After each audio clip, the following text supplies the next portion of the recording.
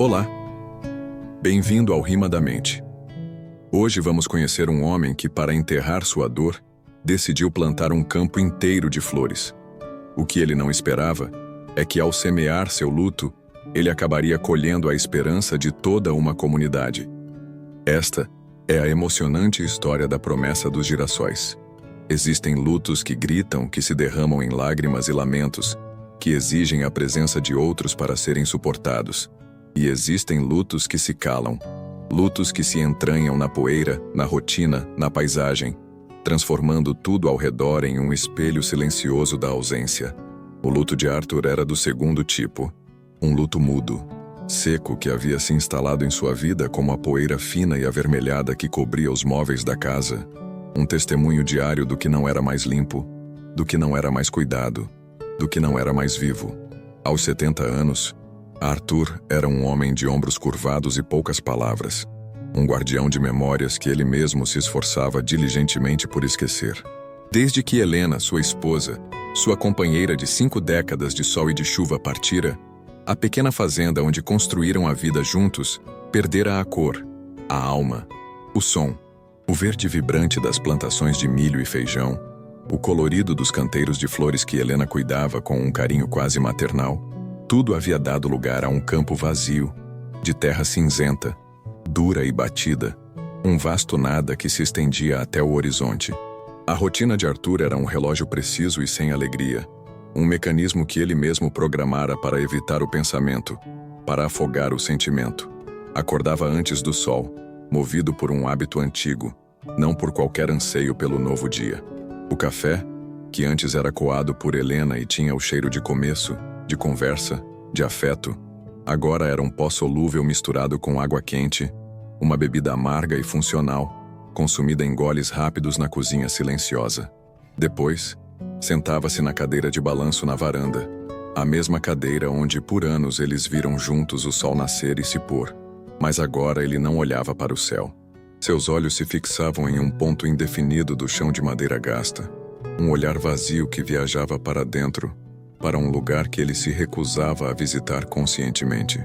Os poucos animais que restaram, algumas galinhas ciscando sem rumo, um velho cachorro que dormitava ao seu lado, também ele imerso em uma letargia de saudade, pareciam compreender e respeitar seu silêncio. Eles eram os únicos habitantes daquele reino de apatia. Os vizinhos no início tentaram, vinham com uma travessa de comida, uma palavra de consolo, um convite para a missa de domingo. Arthur os recebia com monossílabos, com um olhar que não convidava, com uma porta que se fechava um pouco rápido demais. E aos poucos eles desistiram.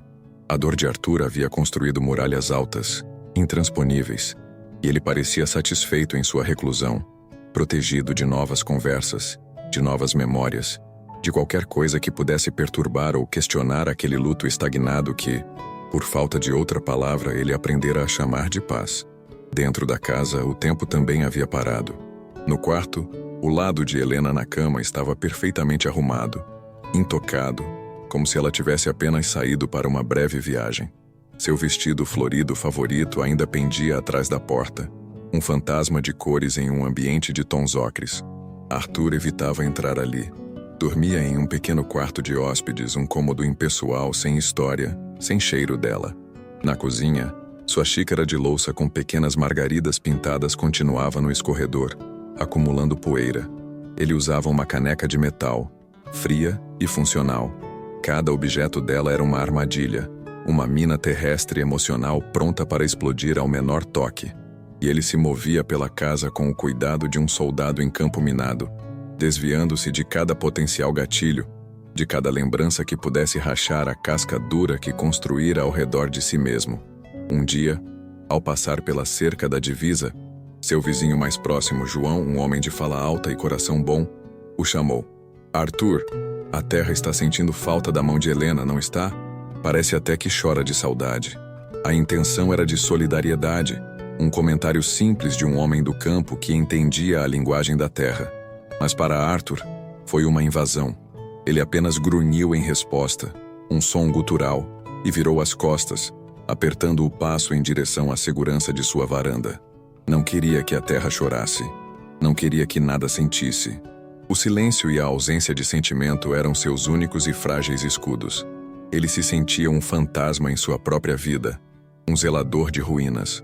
O galpão, antes um lugar de atividade constante, com ferramentas organizadas e o cheiro de grãos e terra molhada, agora era um depósito de silêncio e teias de aranha.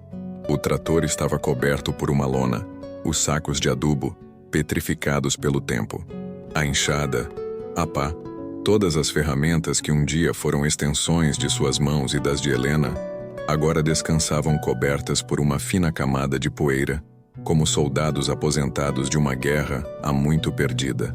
Às vezes, ao passar por ali, ele sentia um impulso, uma memória muscular que o fazia querer pegar uma ferramenta, sentir seu peso familiar. Mas a imagem de Helena ao seu lado, sorrindo enquanto limpava a terra das batatas, o atingia com uma força física, e ele recuava, fechando a porta do galpão como quem fecha um túmulo. Sua vida se resumia a isso, uma série de recuos, de portas fechadas, de desvios para não encontrar de frente a dor que ele sabia ainda vivia em cada canto daquela fazenda. Ele não estava vivendo, estava apenas gerenciando a ausência, mantendo a dor em um estado de dormência controlada, convencido de que essa era a única forma de sobreviver ao naufrágio. O que ele não sabia era que, dentro daquela mesma dor, em um baú esquecido, uma pequena semente de teimosia esperava silenciosamente por um chamado. Numa tarde cinzenta, em que o vento soprava uma poeira fina que parecia carregar o lamento da própria terra, a dobradiça enferrujada da porta do velho galpão protestou com um gemido longo e arrastado. Arthur precisava de um pedaço de corda para amarrar um portão que batia sem parar, um som irritante que perturbava o seu silêncio meticulosamente cultivado.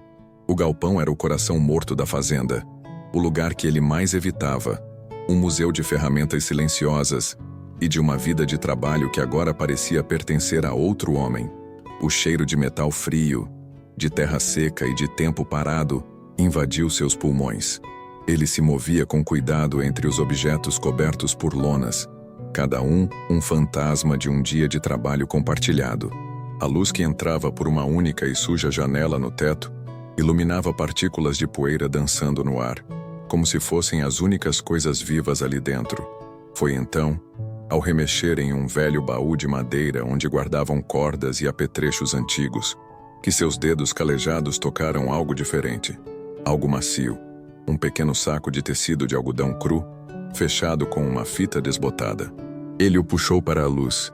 O tecido era macio, gasto pelo tempo, e bordado com uma linha colorida, já quase sem cor, estava a caligrafia inconfundível de Helena. Nossos sóis particulares. Por um instante, o coração de Arthur, essa máquina que ele se esforçava tanto para manter em um ritmo lento e funcional, tropeçou. Ele hesitou. Abrir aquele saco era como abrir uma porta para um cômodo que ele mantivera trancado por 5 anos. Mas suas mãos, agindo com uma vontade própria, desataram o nó da fita. E de dentro, rolaram para a palma de sua mão algumas sementes escuras, listradas, quase insignificantes, sementes de girassol. E com elas veio a memória. Não era uma lembrança vaga, embaçada, era um golpe. O sol da tarde batendo no rosto de Helena, os olhos dela semicerrados, brilhando mais que o próprio sol. O riso dela, um som que parecia fazer as flores se curvarem em sua direção. "Olhe, Arthur", ela dizia, a voz cheia de uma alegria que ele já não sabia se fora real ou se ele a havia inventado para suportar a ausência. "São teimosas, não são? O mundo pode estar desabando, mas elas viram o rosto e procuram a luz. Precisamos ser mais como os girassóis, meu velho." Ele podia sentir o calor daquele dia em sua pele, o cheiro da terra úmida que ela regava, o toque suave da mão dela buscando a sua. A memória foi tão vívida, tão brutalmente real, que Arthur deixou o saquinho cair no chão poeirento. As sementes se espalharam ao redor de seus pés, como pequenas testemunhas escuras daquela felicidade perdida. Ele se afastou, o corpo tremendo. Sentou-se em um caixote, a cabeça entre as mãos, a respiração difícil. Por quê? Por que aquela memória? Justo agora? O que se faz com a semente de um sol que já se apagou? Plantá-la seria um ato de esperança, E a esperança era um luxo, um veneno que ele não se permitia mais provar. A esperança era a mãe da decepção. Seria mais fácil, mais seguro, varrer aquelas sementes para um canto escuro, deixá-las para os ratos e fechar a porta do galpão para sempre, trancando a memória junto com a poeira e as ferramentas silenciosas. Seria o mais lógico, o mais prudente. Mas o luto não é lógico. A dor, quando não encontra mais lágrimas para chorar, às vezes busca o trabalho para se expressar. Arthur levantou-se. Seu rosto não continha traços de alegria, nem de esperança renovada. Havia apenas uma determinação sombria, uma resolução quase mecânica. Ele olhou para as sementes espalhadas no chão, juntou-as uma a uma, com a mesma reverência com que recolhia os destroços na praia de suas outras histórias. Não era um ato de recomeço, era um ritual, um último dever para com ela, um último gesto para honrar aquela alegria teimosa que ela tanto amava. Ele não ia plantar um campo, ia construir um monumento, um mausoléu de flores amarelas que olhariam para o céu no lugar dela. Ele não plantaria para celebrar a vida, plantaria para dar uma forma física e exaustiva à sua dor, para cansar o corpo a um ponto em que a alma não tivesse mais forças para lembrar. Ele pegou o velho arado, apoiou-o no ombro. O metal estava frio, pesado. Ele não estava plantando sementes de girassol. Estava semeando sua própria saudade na terra cinzenta. Saiu do galpão escuro, deixando a porta aberta atrás de si pela primeira vez em anos. Caminhou em direção ao campo vazio, o pequeno saco de tecido agora seguro em sua mão, cerrado com uma força que vinha de um lugar profundo e dolorido. Cada passo era pesado, deliberado. Aquele seria seu último trabalho naquela terra. Uma última e silenciosa conversa com a memória de Helena, usando a única linguagem que ele ainda se permitia, a do esforço até a exaustão total. Na manhã seguinte, antes mesmo que o primeiro e tímido raio de sol tocasse o horizonte, o campo cinzento sentiu a primeira ferida da enxada. O som seco e surdo do metal batendo na terra dura e compactada ecoou pelo silêncio da madrugada, um som solitário que era, ao mesmo tempo, um lamento e um desafio. Arthur não sentiu o frio que subia do chão, nem o protesto de seus músculos envelhecidos forçados a um esforço que não conheciam há anos. Havia apenas o movimento, a repetição, a coreografia brutal de levantar a enxada e afundá-la na terra com toda a força que lhe restava. Cada golpe era uma palavra não dita, cada torrão de terra revirado era uma lembrança que ele se recusava a nomear. Ele não estava preparando o solo para a vida, estava cavando um lugar para depositar sua dor, para enterrar seu luto de uma forma que o esgotasse fisicamente, a única linguagem que seu corpo ainda entendia. O suor começou a escorrer por sua testa, misturando-se à poeira, criando pequenos rios de lama em seu rosto vincado. O cheiro da terra seca sendo aberta, um perfume que antes lhe trazia a promessa de fartura, agora era apenas o odor de uma ferida sendo exposta. Ele trabalhava com uma fúria silenciosa, uma obsessão que o isolava do mundo. O sol nasceu, subiu no céu, tornou-se impiedoso ao meio-dia, e Arthur não parou. Não, apenas o movimento contínuo, a respiração ofegante, a dor muscular que era um bem-vindo contraponto à dor invisível que o corroía por dentro. Foi quando ouviu seu nome. Arthur. Era João, seu vizinho mais próximo, parado junto à cerca de arame farpado, o rosto expressando uma genuína preocupação. Homem, o que está fazendo? Vai se acabar nesse sol. Essa terra está cansada, precisa de descanso, de adubo. O que vai botar aí que justifique tanto esforço? Arthur parou por um instante, o peito subindo e descendo com dificuldade. Olhou para João, mas seus olhos não pareciam registrar a presença do amigo. Eram olhos de quem estava em outro lugar, em outro tempo. Flores, respondeu, a voz rouca, quase um sussurro que o vento levou. João franziu a testa. Flores? Mas... flor não se come, Arthur. A gente vive do que a terra dá para botar na panela. Arthur não respondeu mais. Apenas se virou e voltou ao seu trabalho, à sua penitência autoimposta. A conversa para ele havia terminado. Ele não buscava conselhos, não buscava compreensão. Buscava apenas o cansaço. A notícia, como é comum em vilas pequenas, se espalhou como fogo em palha seca. Na venda do seu Manuel, O único ponto de encontro e de fofoca da região, o assunto era um só. O velho Arthur enlouqueceu de vez, dizia um enquanto tomava um gole de cachaça. Gastando a força que não tem para plantar flor. A Helena deve estar se revirando no túmulo vendo um desperdício desses.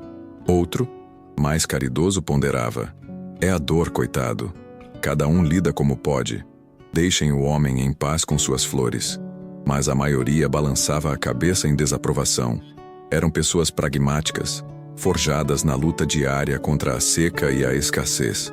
Para eles, a terra não era um espaço para poesia ou para memoriais. Era um campo de batalha pela sobrevivência. O ato de Arthur era uma ofensa à lógica que regia suas vidas, um desrespeito à ordem natural das coisas. E esses cochichos, essas opiniões não solicitadas, chegavam aos ouvidos de Arthur através do vento, através dos olhares que ele sentia em suas costas quando precisava ir à vila comprar o mínimo para subsistir. Ele sentia os olhares, a pena, a crítica, a curiosidade mórbida. E cada olhar era mais um motivo para se entrincheirar em sua fortaleza de silêncio. Sua fazenda se tornou sua ilha, o campo arado, seu território sagrado e incompreendido. Ele não respondia, não explicava, apenas trabalhava. A dor nos ombros, nas costas, nas mãos que começavam a criar novas bolhas. Tudo isso era bem-vindo. Era real. Era físico. Era uma dor que ele podia sentir e nomear, diferente da outra, a que vivia em seu peito, disforme e silenciosa. As críticas da comunidade não o feriam mais. Pelo contrário, alimentavam sua determinação. Que pensassem o que quisessem, que o chamassem de louco. Eles não entendiam.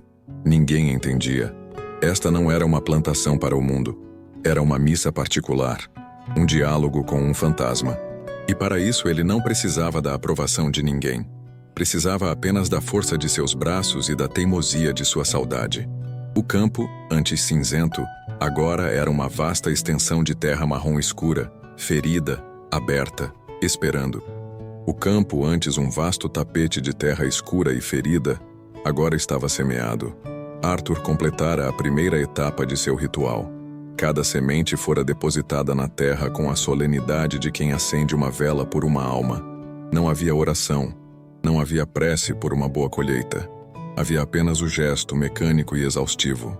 Ele regava o campo ao final da tarde, não com a esperança de um agricultor, mas com a precisão de um enfermeiro administrando soro a um paciente em estado terminal. Um ato de manutenção, não de fé. Os dias que se seguiram foram de uma espera vazia. Arthur voltara à sua cadeira de balanço na varanda, ao seu café amargo, ao seu silêncio. Observava o campo de longe, como quem vigia um túmulo, esperando nada além da confirmação do fim. Esperava que a terra, tão dura e ressentida quanto ele, rejeitasse as sementes, que o sol as queimasse, que nada acontecesse. O nada era familiar. O nada era seguro. A terra não cedeu ao seu desejo de inércia, nem ele. Depois de uma semana que se arrastou como um século, algo aconteceu. Um ponto. Um minúsculo e quase insolente ponto verde em meio ao marrom escuro. Depois outro, e mais outro. Em poucos dias, o campo estava salpicado por milhares de pequenos brotos, frágeis, mas determinados, rompendo a crosta da terra com uma força silenciosa e irrefutável. A vida estava acontecendo contra a sua vontade. Arthur se aproximou, ajoelhou-se e tocou em um dos pequenos brotos, duas folhas delicadas se abrindo para o mundo. Ele não sentiu alegria. Sentiu um profundo desconcerto, uma espécie de traição. Aquelas não eram suas plantas. Eram as plantas de Helena, e elas estavam ousando viver sem ela. Era como ouvir o eco do riso dela no farfalhar daquelas pequenas folhas, e isso era insuportável. Ele se levantou, deu as costas para o campo e voltou para a casa, o coração mais pesado do que antes. Aquele verde vibrante não era um sinal de esperança. Era uma afronta à sua dor. Na venda, a conversa agora era outra. "Vocês viram? Brotaram", dizia um, com um tom de surpresa genuína. Seu Amaro, o fazendeiro mais velho e cínico da região, cuspiu no chão de terra. "Nascer é fácil. Qualquer mato nasce. Quero ver é vingar nesse sol que racha a pedra. Isso aí é só enganação, uma alegria de pobre que dura pouco. Logo o sol queima tudo e o velho Arthur vai ter mais um motivo para chorar. O comentário era cruel, mas refletia o pragmatismo endurecido da maioria. Ninguém ousava acreditar em beleza que não pudesse ser moída, ensacada e vendida. Eram céticos por sobrevivência. Mas pela primeira vez, havia uma fissura na certeza deles. Havia uma curiosidade. O campo de Arthur, antes um símbolo de sua loucura, agora era um suspense. Um evento que todos acompanhavam de longe. Arthur, em sua solidão, continuava sua luta interna. Ele cuidava da plantação por um senso de dever que não conseguia explicar. Arrancava o mato, afofava a terra, regava. E em cada gesto a memória de Helena o assaltava. Não era mais o riso distante. Eram lembranças vívidas, quase físicas. Ele se lembrava dela ajoelhada exatamente ali, as mãos sujas de terra, explicando-lhe sobre as pragas, sobre a paciência que uma planta exige. Elas são como gente, Arthur, dizia ela, com o suor brilhando em sua testa. Você não pode apressar. Tem que dar água, dar sol, proteger do mal, mas no fim, cada uma tem seu tempo para florescer. Tem que confiar. A lembrança o atingia com força. Confiar? Ele não confiava em mais nada. E a raiva que sentia não era da terra, nem do sol, mas de si mesmo, por ainda se lembrar com tanta clareza. Às vezes, ao baixar a cabeça para arrancar uma erva daninha, ele via o vulto do vestido florido dela entre os sulcos verdes, e cerrava os olhos com força, cravando as unhas na palma da mão para afastar a visão. As pequenas plantas, no entanto, eram indiferentes ao seu tormento. Elas cresciam, teimosas, buscando a luz com uma avidez que Arthur não sentia mais pela vida. Cada dia, estavam mais altas, mais fortes, suas folhas mais largas, virando-se em uníssono para seguir o caminho do sol. O campo verdejante se tornara uma promessa irrecusável. Uma promessa que Arthur não havia pedido e que agora não sabia como carregar. Ele havia plantado um mausoléu, mas a terra, em sua sabedoria teimosa, insistia em lhe devolver um berçário. E o verde que se espalhava diante de seus olhos era apenas o prelúdio silencioso e perturbador do grito amarelo que ele sabia estava por vir. A teimosia da terra, uma vez desperta, não pediu mais licença ao luto de Arthur. As pequenas folhas verdes, que antes eram apenas um sussurro de vida, ganharam corpo, força, uma vitalidade insolente que se espalhava pelo campo como uma mancha verde sobre a tela cinzenta de sua dor. Ele continuava seu ritual diário de cuidados, mas com uma distância crescente, como um pai que vê o filho crescer com uma personalidade própria e já não o reconhece mais como uma extensão de si. Ele queria que aquele campo fosse apenas um eco de Helena, um monumento silencioso. Mas a vida, em sua insistência cruel e maravilhosa, tinha outros planos. E então, numa manhã de primavera que amanheceu com uma clareza quase dolorosa no céu, aconteceu. Não foi um evento súbito, mas uma revelação que se desdobrou ao longo do dia. Uma onda de cor que parecia nascer do próprio coração da terra. A explosão amarela. O campo inteiro floresceu. Não eram apenas flores. Era um evento, um acontecimento geográfico que redefinia a paisagem.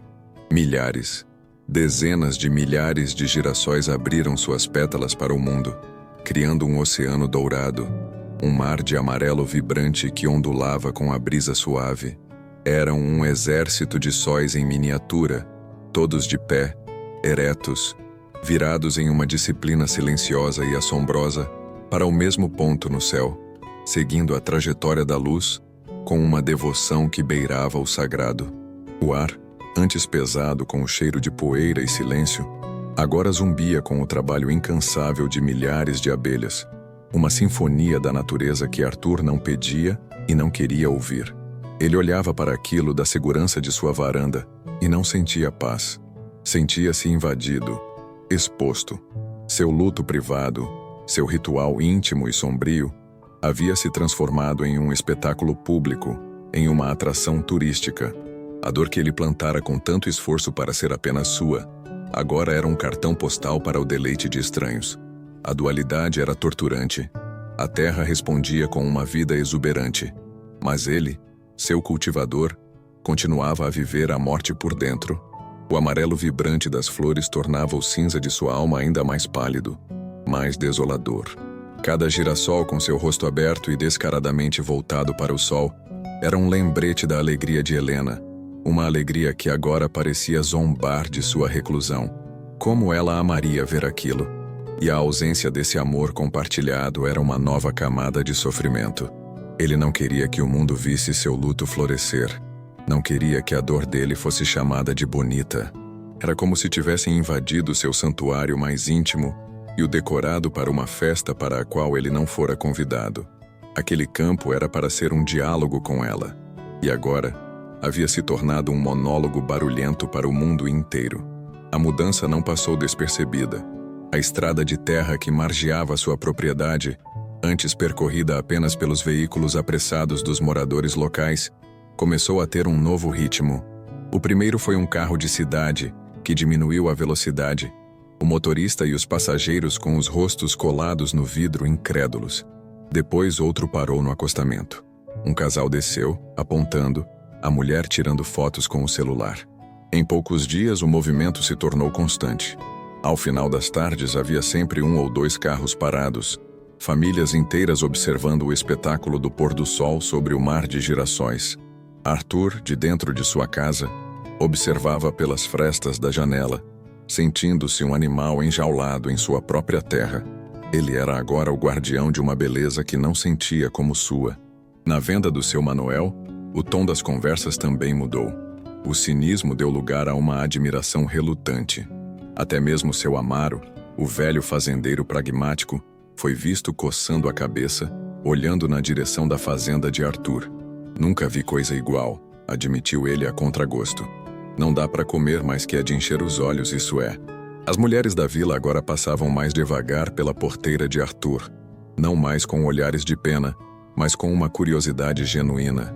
Um dia, Arthur ouviu a voz fina de uma criança. Era o pequeno Tiago, neto de seu vizinho João, que apontava com o dedo para o campo. Pai, por que as flores estão todas olhando para lá? Arthur ouviu a explicação paciente do pai sobre o sol, mas a pergunta inocente da criança ecoou dentro dele de uma forma estranha. Ele nunca havia pensado no porquê. Para ele, era apenas o que os girassóis faziam. Eram as flores de Helena. Eram teimosas. Agora, obrigado a ver seu campo pelos olhos do mundo, ele se sentia um estranho em seu próprio ritual. O mundo exterior, com sua curiosidade e admiração, estava violando a paz amarga de seu luto, forçando-o a confrontar o significado de um ato que ele queria que não tivesse significado algum além da dor.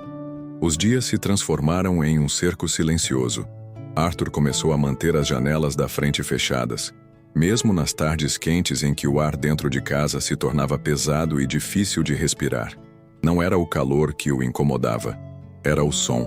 O som de pneus na estrada de terra, o clique agudo das câmeras fotográficas, o murmúrio de admiração de vozes desconhecidas. E pior de tudo, as risadas. Risadas de famílias em passeio, de casais de namorados que usavam seu campo de dor como cenário para a felicidade alheia. Cada gargalhada era uma profanação, um insulto à memória silenciosa que ele tentava honrar. Seu luto, antes um vasto e privado oceano, agora era uma pequena poça d'água onde todos vinham molhar os pés. Ele se sentia um bicho acuado em sua própria toca, e o mundo, com sua curiosidade insensível, era o caçador. Ele não queria que vissem seu campo. Não queria que o elogiassem. O campo florescia. Ele murchava. Numa tarde de sábado, a invasão atingiu seu ápice. Um carro parou e dele desceu um casal jovem vestidos com roupas de cidade, rindo alto. O rapaz pulou a cerca baixa de arame farpado e entrou no campo, colhendo um dos girassóis com um gesto descuidado. A moça, rindo, posava para uma selfie com a flor roubada. Aquilo foi a gota d'água. Uma raiva fria e antiga subiu pela garganta de Arthur. Pela primeira vez em anos, ele agiu. Saiu na varanda, o corpo trêmulo, e gritou com uma voz que não parecia sua, uma voz enferrujada pela falta de uso e pela amargura. Fora! Saiam da minha terra, ladrões. O casal, assustado com a fúria daquela figura envelhecida e fantasmagórica, correu para o carro e partiu em uma nuvem de poeira, deixando para trás o girassol caído no chão, decapitado. Arthur ficou ali, o peito arfando, as mãos cerradas. Aquele breve momento de fúria o deixou exausto, mais vazio do que antes. Ele não havia protegido o campo, apenas exposto mais uma vez à feiura de sua própria dor. Foi nesse estado de desolação e exaustão que ele as viu pela primeira vez no dia seguinte. Uma mulher jovem e uma menina pequena. Elas não chegaram de carro, barulhentas e apressadas. Vinham caminhando pela estrada em um ritmo tranquilo. Pararam junto à cerca, mas não a ultrapassaram. Arthur, de sua vigília atrás da cortina, observou-as com desconfiança. A mulher, que ele mais tarde descobriria se chamar Sofia, tinha um olhar sereno e carregava um caderno de desenho, não uma câmera. A menina Luna, de uns 5 anos, segurava sua mão, os olhinhos brilhando de admiração genuína pelas flores, sem a euforia predatória dos turistas. Elas não falavam alto, não riam, apenas observavam.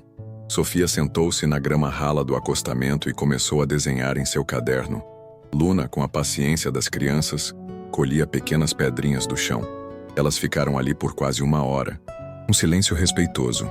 Uma presença que não invadia, mas que de alguma forma era ainda mais perturbadora para Arthur.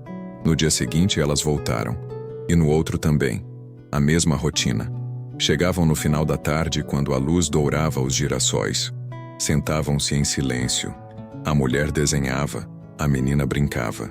Arthur continuava a observá-las de sua trincheira, o coração dividido entre a irritação pela persistência delas e uma curiosidade que ele se recusava a admitir. Quem era aquela mulher que encontrava tanto para ver em seu campo de luto? Por que ela não tirava uma foto e ia embora como todos os outros? A presença delas era um ponto de interrogação silencioso plantado à sua porta. Um dia, farto daquela vigília pacífica que o desarmava, ele decidiu confrontá-la. Saiu de casa, o rosto uma máscara de dureza, e caminhou em direção à cerca. Preparou a mesma frase rude que usara com o casal, mas ao chegar perto, as palavras morreram em sua boca. Sofia o olhou, não com medo, mas com uma calma que o surpreendeu. Ela fechou seu caderno. "Me desculpe se o incomodamos", disse ela, a voz suave, mas firme. "É que nunca vi nada tão triste e tão bonito ao mesmo tempo." A frase o atingiu em cheio. Triste e bonito. Ela via a tristeza. Ela era a primeira pessoa que parecia entender que aquele campo não era uma celebração. "Não é para ser bonito", respondeu ele, a voz áspera. "É só um trabalho." Sofia sorriu um sorriso leve que não chegava a ser de alegria, mas de compreensão. Todo trabalho nascido de um sentimento profundo acaba virando arte, não é mesmo? E toda arte conta uma história. Ela se levantou, limpando a poeira do vestido. "Meu nome é Sofia, e esta é a Luna. Nós moramos na antiga casa do moleiro." Arthur não respondeu. Apenas a encarou com seus olhos fundos. Sofia continuou sem se intimidar. "Eu sei que eram as flores preferidas dela." O pronome dela pairou no ar, carregado de significado. "Minha avó era muito amiga de Helena. Ela sempre me contava das duas, do amor que tinham por esta terra." Arthur sentiu o chão fugir de seus pés. Helena. O nome dela, dito em voz alta por uma estranha, era ao mesmo tempo uma profanação e uma bênção dolorosa. Ele ficou ali, paralisado, sem saber o que dizer. Sofia, percebendo o turbilhão que havia causado, apenas pegou na mão de Luna. "Vamos, filha." Antes de ir, a pequena Luna estendeu sua mãozinha por entre os vãos da cerca e deixou uma pedrinha lisa e branca sobre o mourão. "É um presente para sua casa de flor", disse ela, com a simplicidade inocente das crianças. E foram embora, deixando Arthur sozinho, o coração batendo descompassado, olhando para a pedrinha branca sobre a madeira velha e para o oceano de girassóis que, de repente, pareciam lhe fazer uma pergunta que ele não estava pronto para responder. O sol se pôs e a noite desceu sobre o campo de girassóis, fechando suas corolas como pálpebras cansadas. Mas para Arthur, o descanso não veio. Naquela noite ele não jantou. Sentou-se na beira da cama em seu quarto impessoal, olhando para as próprias mãos, que haviam tremido de raiva mais cedo e agora descansavam vazias sobre os joelhos. O girassol decapitado pelo casal ainda dançava em sua mente como um pesadelo desperto. Mas por baixo da raiva, algo mais profundo e perturbador se movia. O nome de Helena, dito em voz alta por uma estranha. E a pedrinha branca, lisa, que a pequena Luna deixara sobre o mourão da cerca. Ele se levantou e no escuro caminhou até a cozinha. Pegou a pedra. Era fria e sólida em sua mão. Não era um presente que pedia algo em troca. Era apenas um presente. Uma pequena afirmação de existência em seu mundo de ausências. Ele não a jogou fora. Colocou-a cuidadosamente sobre o parapeito da janela da cozinha e a deixou lá, um ponto branco e enigmático na escuridão. Na tarde seguinte, elas voltaram. Arthur as viu da janela, o coração dando um salto incômodo. Esperava que a fúria do dia anterior tivesse afugentado a todos, mas lá estavam elas. Sofia e a pequena Luna, no mesmo lugar de sempre, do lado de fora da cerca. Sofia trazia seu caderno de desenho e uma pequena cesta. Arthur não se escondeu, mas também não saiu para a varanda. Apenas observou. Havia uma dignidade silenciosa na forma como elas respeitavam seu espaço. Uma quietude que o desarmava mais do que qualquer palavra. Elas não eram turistas em busca de um espetáculo. Pareciam peregrinas diante de um lugar sagrado. Após algum tempo, Sofia se levantou, aproximou-se da cerca e deixou a cesta no chão, do lado de fora.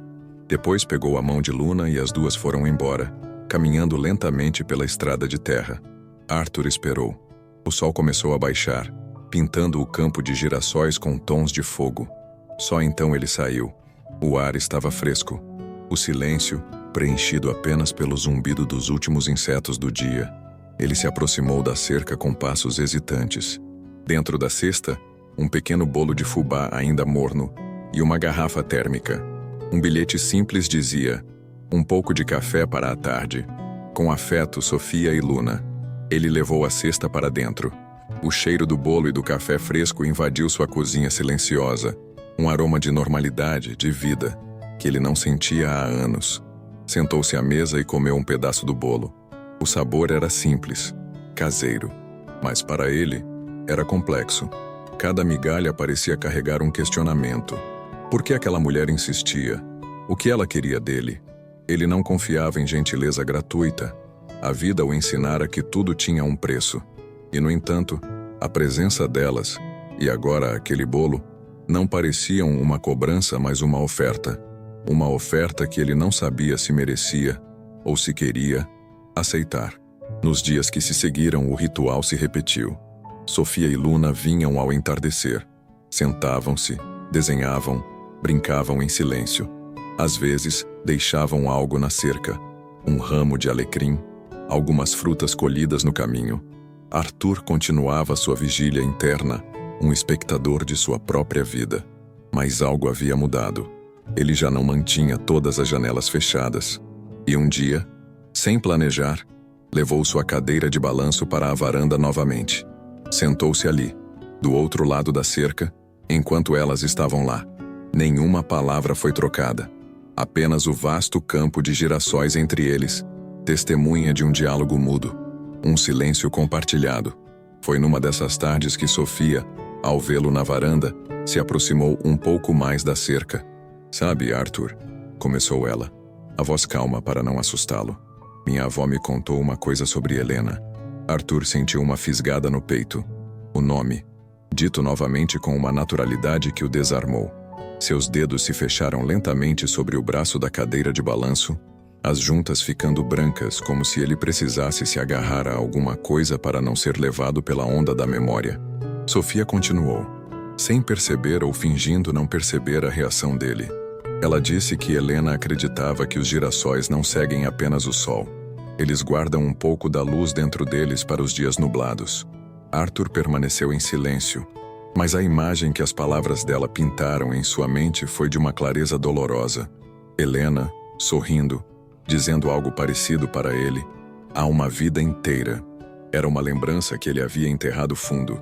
Uma lembrança que agora, trazida pela voz de uma estranha, voltava com uma força renovada. Ele não respondeu. Apenas continuou a balançar lentamente na cadeira. Mas no dia seguinte, algo foi diferente. Enquanto Sofia desenhava, a pequena Luna, em sua curiosidade infantil, se aproximou da cerca e enfiou o bracinho por entre o arame farpado, tentando alcançar a pétala de um girassol que crescia perto da divisa. Uma reação instintiva de proteção fez Arthur se levantar. Ele caminhou lentamente pela primeira vez em direção à cerca. Seus passos eram pesados, hesitantes. Ele parou do seu lado da divisa, a poucos metros da menina. Luna o olhou, os olhos grandes e sem medo. Ela não recuou, apenas apontou para a flor. É a mais amarela de todas, disse ela, com uma simplicidade que desfazia qualquer defesa. Arthur olhou para o girassol que ela apontava. Depois olhou para a menina, e então para Sofia, que observava a cena de longe, com o lápis parado sobre o papel. Ele não disse nada, mas em vez de mandá-los embora, ele se agachou, e com um cuidado que não usava há anos, afastou um pequeno galho seco que impedia a flor de receber a luz plena do sol. Foi um gesto mínimo, quase imperceptível, mas naquele instante, o muro que ele construíra ao redor de si mesmo ganhou sua primeira e mais profunda rachadura. Ele não estava mais apenas cultivando a dor. Estava talvez começando a cuidar da memória. Naquela noite, Arthur não conseguiu dormir. O sono, que antes era um refúgio turvo e sem sonhos, agora se tornara um território de ecos e sensações.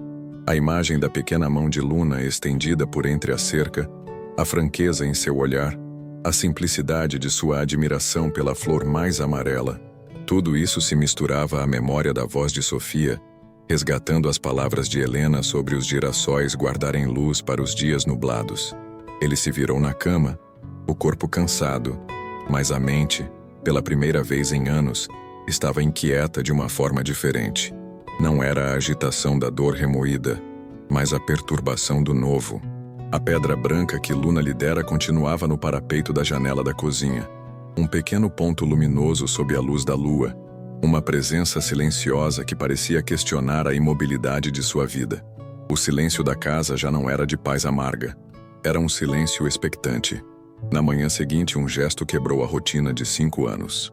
Ao preparar seu café amargo, Arthur, movido por um impulso que ele mesmo não compreendeu, encheu uma segunda caneca. A caneca de louça com margaridas pintadas. A caneca de Helena. Suas mãos tremeram ao tocá-la, mas ele não recuou. Com as 2 canecas fumegantes em mãos, caminhou até a varanda e colocou a de Helena sobre o velho banco de madeira que ficava do lado de fora, perto da cerca. Não era um convite explícito, não era um chamado. Era um gesto mudo, ambíguo, talvez um teste para si mesmo, para ver se suportaria partilhar o espaço sagrado de suas manhãs. Voltou para sua cadeira de balanço e ficou ali, esperando, o coração batendo num ritmo estranho, uma mistura de ansiedade e uma curiosidade quase infantil. Ao entardecer, quando Sofia e Luna chegaram para seu ritual diário, elas viram a caneca. Sofia parou, olhou para Arthur na varanda, e um sorriso de imensa ternura iluminou seu rosto. Ela se aproximou, pegou a caneca, sentou-se na grama e bebeu o café, agora já frio, em silêncio. Um pacto mudo fora selado. A barreira da cerca, embora ainda fisicamente presente, começava a se dissolver. Nos dias que se seguiram, as visitas de Sofia e Luna se tornaram menos um ritual de observação e mais um encontro silencioso. Arthur continuava em sua varanda, elas do lado de fora. Mas agora, havia uma troca. Um dia, Sofia lhe estendeu seu caderno de desenho por cima da cerca. "Gostaria de ver?" perguntou ela. Arthur hesitou, mas a curiosidade venceu a reclusão. Ele pegou o caderno. As páginas estavam repletas de desenhos a lápis de seus girassóis, traços delicados, cheios de luz e sombra, que capturavam não apenas a forma, mas a alma das flores. Ele viu seu campo, sua dor, através dos olhos de outra pessoa, e pela primeira vez, enxergou não um mausoléu, mas uma beleza teimosa. Ele devolveu o caderno sem dizer uma palavra, mas seu olhar era de um respeito que Sofia compreendeu perfeitamente. Em uma tarde de vento suave, Sofia trouxe consigo um pequeno livro de receitas, com a capa de tecido já gasta e as páginas amareladas pelo tempo. "Era da minha avó", disse ela, a voz baixa e cheia de reverência. Ela e Helena trocavam receitas, e esta era a preferida das duas. Ela abriu em uma página marcada, onde a caligrafia elegante de sua avó detalhava os ingredientes para um bolo de sol. A receita usava sementes de girassol moídas na massa, e na margem da página, uma anotação com a letra de Helena, um pouco mais apressada, para adoçar os dias em que a vida amarga. Comer um pedaço de sol ajuda a espantar as sombras. Arthur sentiu o ar lhe faltar. Ele se lembrava daquele bolo. Lembrava-se do cheiro de canela e de sementes tostadas que invadia a casa. Ele se viu, como num sonho antigo, sentado à mesa da cozinha, enquanto Helena, com o cabelo preso em um lenço florido e as mãos sujas de farinha, ria de alguma piada boba que ele contara. Mesmo no escuro, Arthur, a gente tem que saber fazer nossa própria luz, ela lhe dissera naquele dia, oferecendo-lhe uma fatia quente do bolo. A memória, antes uma faca afiada, agora o atingia com uma melancolia doce, uma saudade que não apenas feria, mas também aquecia.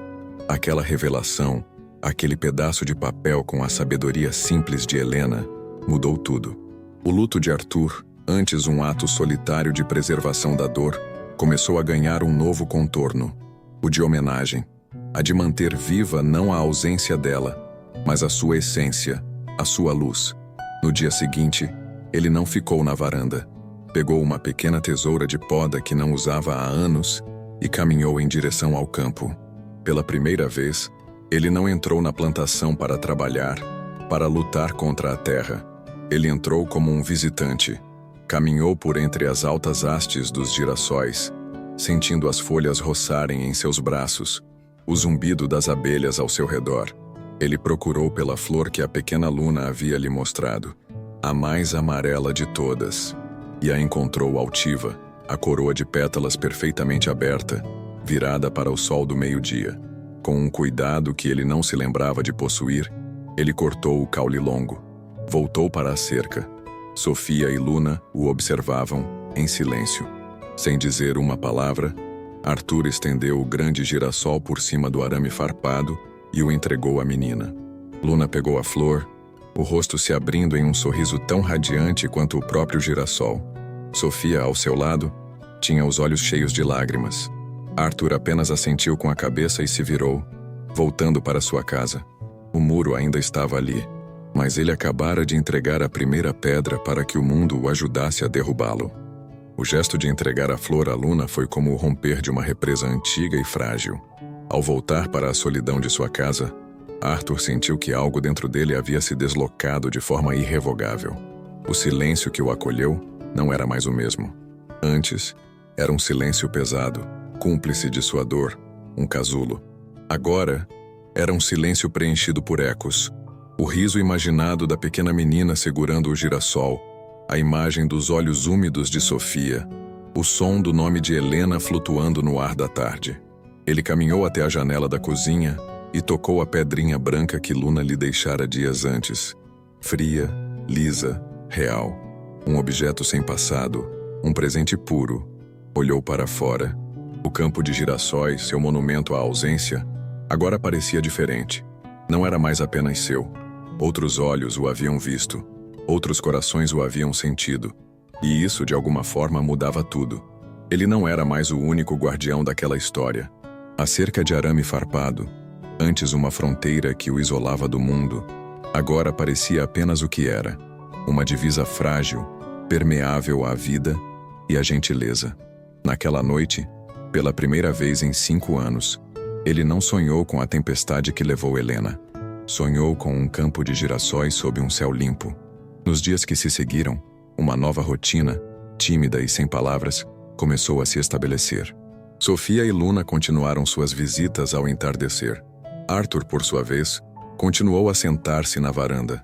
Mas agora, ele não desviava mais o olhar. Havia um aceno de cabeça quase imperceptível, um reconhecimento mudo de presenças. Um dia, ao chegar, Sofia não trazia a cesta de costume, mas sim o seu caderno de desenho e um pequeno banquinho de madeira.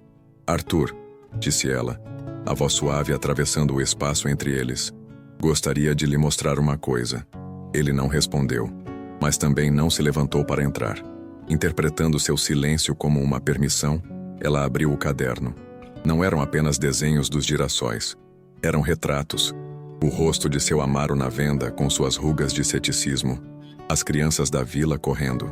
E em uma das páginas um retrato dele mesmo, Arthur, visto de longe. Uma figura curvada trabalhando na terra, mas com uma luz dourada dos girassóis refletindo em suas costas.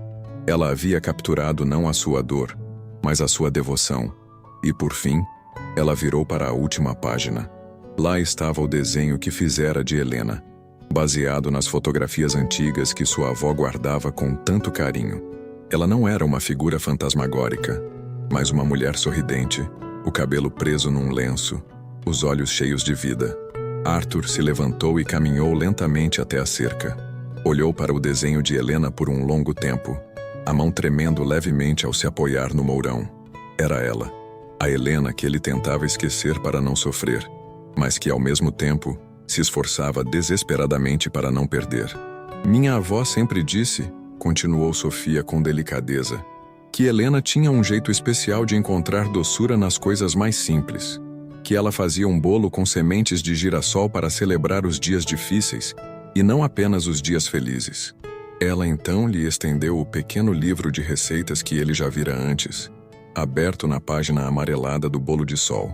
A anotação com a caligrafia de Helena parecia saltar da página.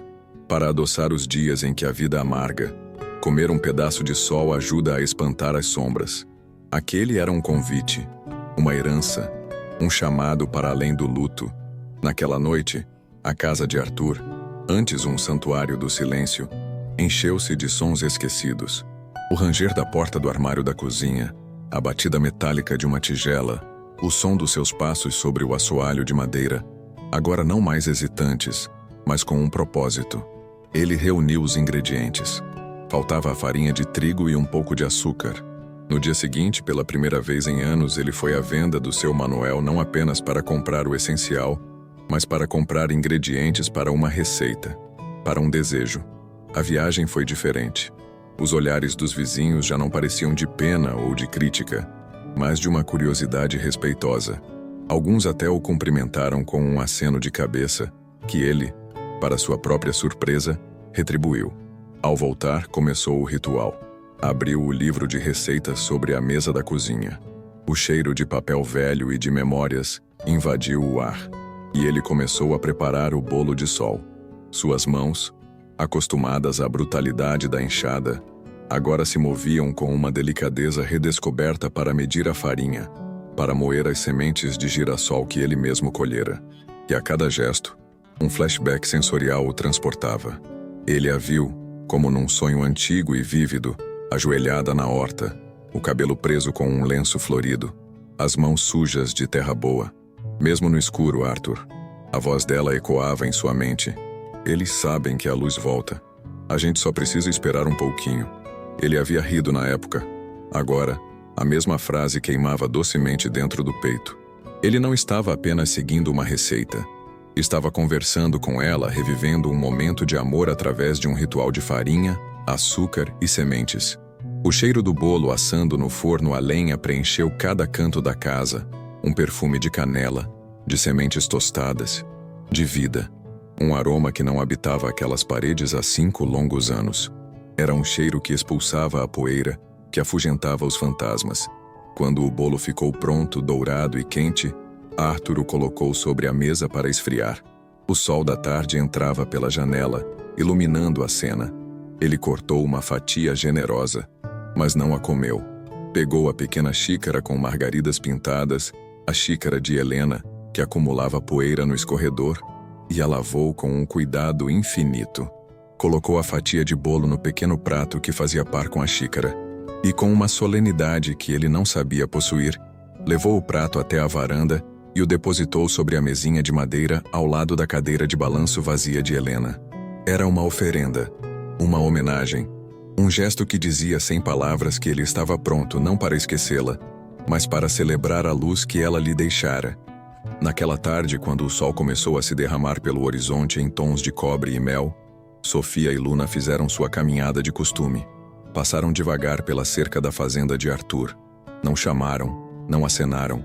Seus passos eram silenciosos, respeitosos. Mas elas viram. Viram a xícara de louça com margaridas e o prato com a fatia do bolo de sol, depositados com solenidade sobre a mesinha da varanda, ao lado da cadeira de balanço vazia. Viram a oferenda. E do outro lado da cerca, Sofia sorriu para a filha, um sorriso que continha toda a compreensão e a ternura do mundo, como quem assiste ao nascer de algo novo, mesmo dentro da mais profunda saudade. Arthur, de dentro de casa, observando pela fresta da janela, sentiu aquele sorriso como um abraço em sua alma cansada. Ele não estava mais sendo vigiado, estava sendo compreendido, e essa diferença era tudo. As estações, indiferentes ao tempo dos homens, seguiram seu curso. O amarelo vibrante do campo de Arthur deu lugar a um mar de cabeças pesadas, curvadas em uma reverência final, as pétalas agora secas e frágeis como papel antigo. A beleza da explosão de vida havia se transformado na beleza sóbria da plenitude, da missão cumprida. Chegara a hora da colheita, com uma foice que não empunhava com fúria, mas com um novo propósito. Arthur começou o trabalho. Era uma tarefa lenta, metódica. Cada haste cortada, cada cabeça debulhada era um ato de gratidão. Ele não estava mais enterrando sua dor, estava colhendo os frutos dela. O cheiro não era mais de terra ferida, mas de sementes secas, de promessa guardada, de ciclo que se fecha para poder recomeçar. Numa dessas tardes de colheita, Luna se aproximou da cerca. A menina já não o olhava com a curiosidade de quem vê um estranho, mas com a familiaridade de quem visita um amigo. Arthur parou o que estava fazendo. O velho impulso de se esconder, de se fechar, não veio. Em seu lugar, surgiu algo novo, algo leve. Ele caminhou até a pequena porteira de madeira e, com um gesto que já não lhe parecia estranho, abriu-a. "Venha", disse ele, a voz ainda grave, mas sem a aspereza de antes. Luna entrou no campo, os pezinhos descalços afundando na terra fofa. Arthur se ajoelhou à sua frente, pegou uma das grandes e pesadas coroas de girassol e, com suas mãos enormes e calejadas guiando com delicadeza as pequenas mãos da menina, ensinou-a a extrair as sementes escuras. "Assim, ó, com cuidado", ele sussurrou. "Cada uma delas guarda um segredo. O segredo de que, mesmo depois do fim, sempre há um jeito de começar de novo." Naquele momento, ele não era mais um homem assombrado por fantasmas. Era um jardineiro de memórias, plantando no coração de uma criança a lição mais valiosa que Helena lhe deixara. A colheita foi farta. Dezenas de sacos de sementes de girassol se empilhavam no galpão. Um tesouro nascido da saudade. Com a ajuda de Sofia e da pequena Luna, que agora era sua assistente oficial, passaram dias enchendo pequenos cones de papel pardo com as sementes. No domingo seguinte, o dia da feira na vila, montaram uma pequena mesa de madeira na praça, em frente à igreja. Arthur, o homem que fugia dos olhares, estava agora no centro de sua comunidade. Ele não fez um discurso. Apenas colocou uma pequena placa escrita com sua letra caprichada: "Sementes de Helena", para trazer um pouco de sol aos dias nublados. E começou a oferecer os cones de papel a cada vizinho que passava. A João, que apertou sua mão com um respeito renovado. A seu Amaro, o velho cínico que aceitou um cone com um resmungo que pela primeira vez soou como um Deus lhe pague. As crianças, que pegavam as sementes com a alegria de quem recebe um doce. Ao final da manhã, não havia mais sementes, apenas mãos cheias de promessas. Na primavera seguinte, algo mágico aconteceu na pequena vila. Pequenos sóis amarelos começaram a despontar nos lugares mais inesperados. Nos quintais, nas janelas das casas, nas beiras das estradas, nos vasos improvisados em latas velhas. A luz de Helena, guardada em cada semente, agora se espalhava por toda parte, uma teia dourada de memória e esperança tecida pela comunidade. Arthur, de sua varanda, olhava para seu próprio campo, agora em pouso, descansando, e para os pontos de luz que salpicavam a paisagem ao longe. Sofia e Luna se aproximaram, trazendo uma fatia do bolo de sol que haviam feito juntas. Ele as convidou a se sentarem. E enquanto o sol se punha pintando o céu e o campo de girassóis distantes com a mesma cor, Arthur sorriu. Um sorriso genuíno, sereno e completo. O silêncio ainda estava ali, mas agora era um silêncio preenchido por paz, por amizade, por um futuro que, ele sabia, ainda guardava muitos dias de sol. Ele não estava mais sozinho. Histórias assim merecem ser sentidas e lembradas. Salve, Compartilhe ou envie para quem precisa de um pouco de sol nos dias difíceis. No Rima da Mente, a gente busca a rima que cura a alma. Se inscreve no canal para não perder nenhuma reflexão.